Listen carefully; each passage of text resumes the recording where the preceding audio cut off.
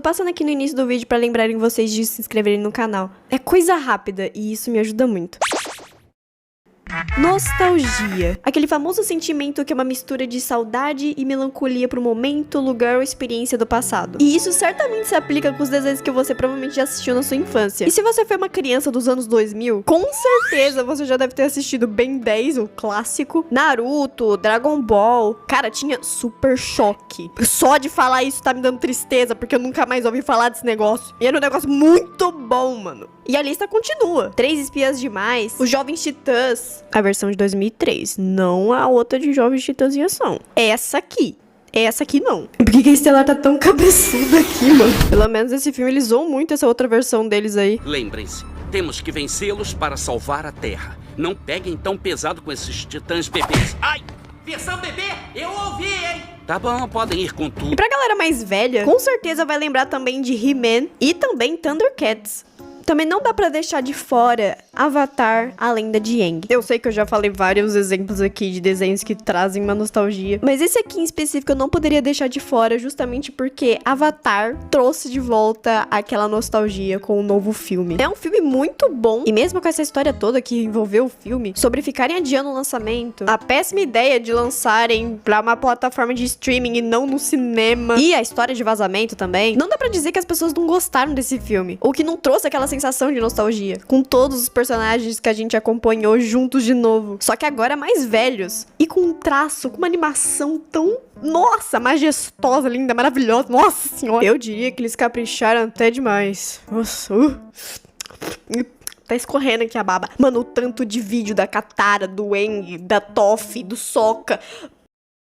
Porra, puta que... do Zuko ainda, puta que pariu. E tem toda aquela essência de Avatar. Tem a parte séria que sempre teve dentro do contexto ali da história de Avatar. Mas, de novo, tem a mesma essência, tem o mesmo humor. Tem a Katara sendo forte, como ela sempre foi. O Aang gentil e brincalhão. O Sokka sendo muito expressivo e o alívio cômico. A Toph durona e sarcástica. O Zuko após a redenção dele e metendo umas frases, deixando a gente sem saber o que falar. He smells good for an old guy. Ew. What? My senses tell me this guy is pretty attractive. Someone else confirm. This is serious. What does attractive even mean? Just give me a straight confirmation. Is he attractive? He's very attractive. Huh? What? He is. It's all in the bone structure. Sim, diálogos assim acontecem até na série. Eu queria sentar aí. Senta aqui no meu colo, não tem problema. Depois desse filme eu só fico pensando que se eu chegasse na minha versão criança e falasse que eu iria gostar do Sokka, ela ia bater na minha cara, eu juro por tudo. Cara, eu vou fazer o quê? Esse filme mudou a química da minha cabeça. Todos estão simplesmente gostosos. Gente, tá todo mundo de pau duro aqui agora. É eu, é o Uber, é a Gabriela. Eu não. E vamos ver o que vai dar isso daqui agora. Let me know this is getting side. Agora, Jealous Type da Doja Cat é a música oficial do Zuko. Simplesmente porque todo vídeo que aparecia dele, essa música tocava. Mas bom, dito todos esses desenhos aí, ainda no ramo do assunto de nostalgia, existem os famosos live actions. É uma coisa segura de se fazer porque basicamente o dinheiro tá garantido. As pessoas vão querer ir atrás pra ver se o negócio tá fiel. E logicamente isso abre margem pra eles adaptarem a obra. O que pode deixar muito bom ou deixar uma bosta. Que nem quando foi com Dragon Ball Evolution. Assim, eu nunca assisti o filme, mas eu vi a Jay Mello fazendo um vídeo sobre. E também nunca vi o anime Dragon Ball. Mas assim, eu só acho que o Goku dos animes não é um adolescente totalmente americanizado. Ou com uma personalidade totalmente diferente do que é do anime. Mas também tem adaptações boas. Que nem é no caso de One Piece. E um outro que eu assisti recentemente de novo, porque simplesmente é maravilhoso. Que é Como Treinar Seu Dragão. E falando um pouco mais aprofundado... Como Treinar Seu Dragão tem elementos muito fiéis ao desenho. E não só isso. Uma coisa que eu gostei muito deles terem colocado no live action foi o fato deles terem colocado diálogos que não tinham no desenho. Por exemplo, no desenho, eu acho que não teve nenhum momento que eles citaram a mãe do Soluço. Aprofundar essa questão da Astrid ser forte, ter um objetivo de ser a líder. E por isso ela é tão empenhada assim. Não era só ódio gratuito pelo Soluço. Tem uma razão por trás ali. E, mano, teve um personagem que nem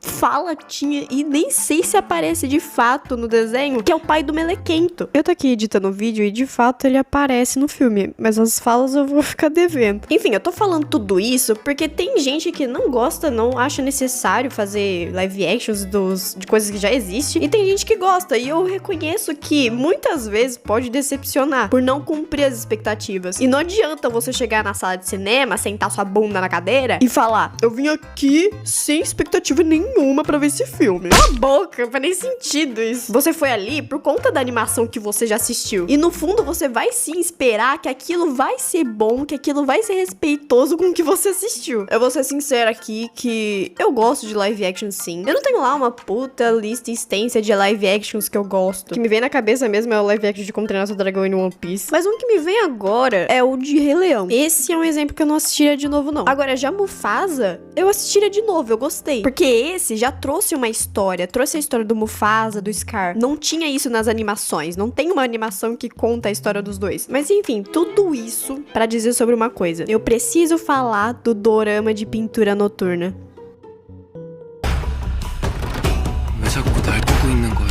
Que medo! Para vocês terem noção, Pintura Noturna é uma obra que saiu da bolha e ficou conhecida internacionalmente. Então lá para 2019, que é a data que começou a ser lançada, ela se tornou uma puta obra conhecida. Enquanto eu tava pesquisando para fazer esse vídeo, eu lembrei que existia um boato, se eu não me engano, na época que tava sendo lançado ainda, que ia realmente lançar um live action sobre. Talvez não tenha sido durante a produção da obra, mas talvez depois, um pouco depois. E aí eu fui perguntar pra uma amiga minha, e eu não tava louca, Mas assim, eu não vou entrar em detalhes sobre esse live action, esse boato de live action que surgiu na época, porque eu realmente não lembro em que momento surgiu, ou em como surgiu. Mas uma coisa é certa, a gente tava pensando em como que isso ia ser adaptado. Porque não é uma obra simples de se fazer. Ela tem todo um peso, ela tem toda aquela questão do Son-ho. Ela precisa ser imersiva porque é uma história de época. Ela não tem ceninhas leves. Bom, e agora vai ter um dorama sobre. Só que tem um porém que eu acho assim muito importante falar. É que vai ser lançado como aquelas séries da Vertical. Pois é. De início eu nem saquei que ia ser. Juro, eu pensava que era só o modo que foi lançado o trailer. Não é. Essa série foi gravada na Vertical e pode sim te machucar. Pra começar, o trailer foi postado no dia 5 de maio. No perfil da Lessing que eu nem sabia que existia. Num perfil chamado Lessing Snack. Uma plataforma focada pra esse formato de série. E vendo o número de visualizações que teve, não dá pra dizer que não vai ser uma série popular. Mas assim, vamos analisar o trailer. O trailer começa com uma lua, e logo depois por uma cena do Nakyun encarando a famosa pintura que ele mesmo fez. Logicamente, a pedido do Lord Son-ho. Mas logo depois ele rasga, mostrando que ele não quer fazer essas pinturas, assim como na obra. Tem uma cena do Son-ho caçando, que pode ser aquela cena do Son-ho e o professor do Nakyun conversando, e o Son-ho alfinetando ele. E claro, temos cenas do Nakyun hesitando de fazer as pinturas, a famosa troca de olhares entre eles. Talvez uma cena do primeiro contato mais íntimo que o Son-ho e o Nakyun têm. Temos também a aparição do Ji-hwa. Me parece ser uma cena em que o Son-ho descobre que foi o próprio Ji-hwa que destruiu a pintura do Nakyun. Tem uma cena que eu não tenho certeza do que é, mas eu só não entendi o que ele tava fazendo com esse pano. E me desculpem, mas essa cena é muito tosca. Meu Deus! A gente também tem aquela cena do Son-ho quase enfiando uma espada no Ji-hwa.